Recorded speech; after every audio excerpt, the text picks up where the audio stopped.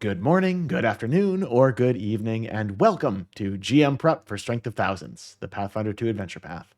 This series is for GMs looking to run Strength of Thousands and is full of spoilers. So if you're a player, this might not be the series for you. If you're a GM though, grab your PDF or your module and let's jump in.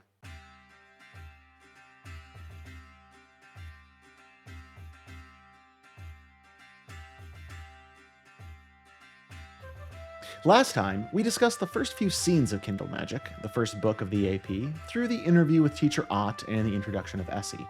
In this video, we'll cover the rest of Chapter 1 of Kindled Magic, where the player characters complete tasks for their Perquisites and are introduced to the 5 branches of the Magambia. As always, I'm going to start by reviewing what I felt were the goals of this chapter, the pieces of information which needed to be shared with the players, and the purposes of the set of scenes in this chapter. Chapter 1 tries its best to set up a huge number of core elements of the AP. The Perquisite quests are meant to introduce players to their fellow NPC students, and it's also meant to give them some practical insights into each branch of the Magambia beyond just the few sentences of flavor text that are included in the player's guide. The final battle against the gremlins at the end of Chapter 1 also sets up the main antagonist of the book, Stone Ghost and his gremlin army. Now, we don't need to worry too much about the larger plot with the vesicant egg or any of our teachers other than Teacher Ott quite yet. We'll have plenty of time to introduce that in Chapter 2, and the players will already be dealing with a lot of different names and lore as it is, so it's better to just ease into some of the additional lore and information of the Magambia. But back to the Perquisite. When I was prepping the quests for the 5 branches, I wanted to add some narrative weight to them. To do that, I expanded the scope of what the Perquisite was at the Magambia. I described it more of a service week, where all students, not just the new ones, spend a week giving back to the community that supports them. This made each branch's quests feel like less random fetch quests or errands that the PCs were being sent on, but really showed their way of contributing to larger projects that each branch was doing throughout the Magambia and throughout Nantambu. I made up a specific service project each branch was working on that followed the theme of the quest presented in the AP, and I told the players that they'd be helping a different branch each day this year. This also set up something really cool to look forward to for the players in the next in-game year. In that case, the PCs get to determine their own projects and basically own the branch's project that they're going to be participating in. The Rain Scribes were helping Bisola build a new farm. The Tempest Sun Mages were helping a museum catalog relics from a previously haunted ruin. The Cascade Bearers were helping restock the powder pile with oils and reagents for the upcoming school year. The Emerald Boughs were assisting the Nantambu city workers by giving clerks and postal workers the week off and helping them with their duties. And the Uzanjati were helping care for children at a Mama School, a school sponsored by Grandmother Spider for fostered children. This way, each task isn't just a one-off side quest, but they represent the PCs doing their small part in helping a larger good.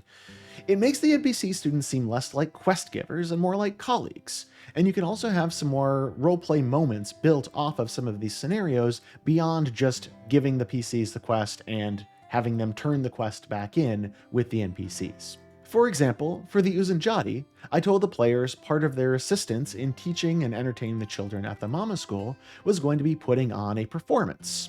This is essentially the side quest that's given and presented in the adventure, and the players went through and did it just according to the way it was written in the book.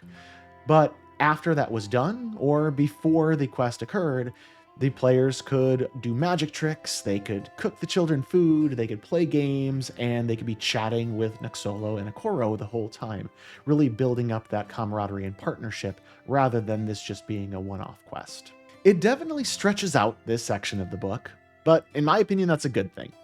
It makes the branches more than just that one-sentence summary by showing what their members value, what tenets they value most, and how they interact with one another, with the citizens of Nantambu, and with their fellow Magambia students. It also makes each student more than a few sentences of box text themselves, and gives plenty of opportunities for the PCs to start developing relationships. Which brings us to the NPCs subsystem that's presented in the book.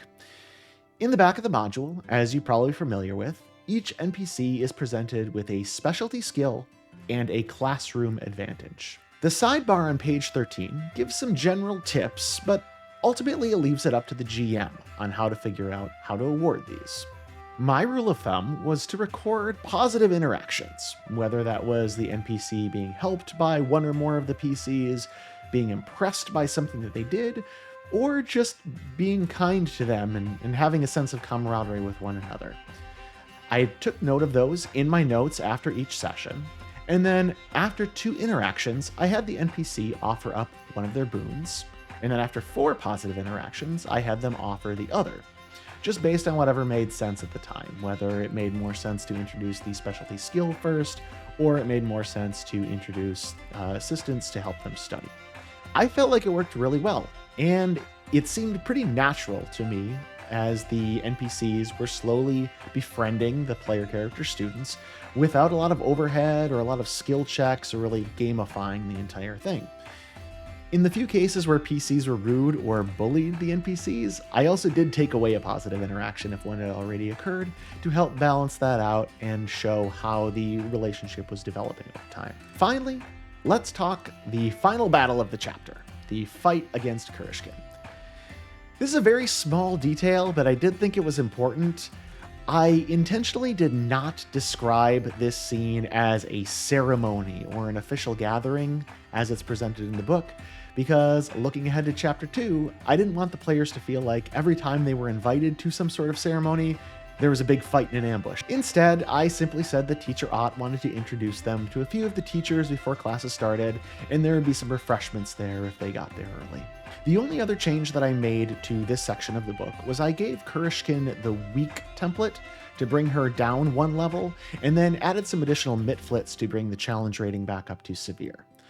I felt like the misfortune effect was really annoying for players, so trying to combine misfortune with a set of really high defenses from an enemy that is 2 levels higher than the party, I was worried that was going to leave a bad taste in the player's mouth. I think it also emphasized how many gremlins there were around the Magambia and started to paint that picture that there may be something more than just a couple gremlins here and there roaming around the schools. Now, going back to our goals. Remember, the goal of this scene is to set up Stone Ghost as a threat later in the book. Do not be shy about sharing this information and showing that the gremlins and Stone Ghost are a threat.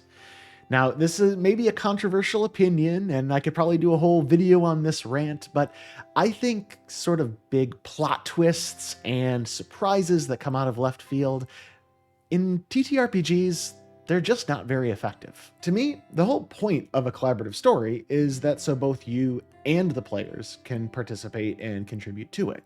And while in the moment, the players might enjoy a plot twist here and there, if every plot point is a surprise twist, there's really no incentive for your players to plant seeds or make plans that can pay off later, since they could all be undone with a random twist. I know that lots of actual play TTRPGs will use plot twists, but ask yourself, is that for the benefit of the players or for the audience that they're playing for? At any rate, rant over, back to Stone Ghost. Now, I have seen concerns online that if you reveal Stone Ghost here and reveal him too early, the players may get laser focused on tracking him down and fighting him, and it'll really throw off the pacing of the rest of the book. Now, if that's the case and your players do get really fixated on him, simply rely on the fact that, as Kurishkin says, the tunnels are too small even for gremlins to navigate, which means that they can start to research who Stone Ghost was, start to develop some of the ideas on how they might defeat him eventually, which can actually be some cool and fun role-playing moments. But they wouldn't be able to go after him until the end of the school year, and you can keep that overall plot line going. Now, speaking of later in the school year, that brings us to the end of Chapter 1 and the beginning of Chapter 2. Next time, I'll go over all of the quests in Chapter 2, as well as some of the changes that I made to the Academia subsystem. But until then, thanks for joining me, and take care.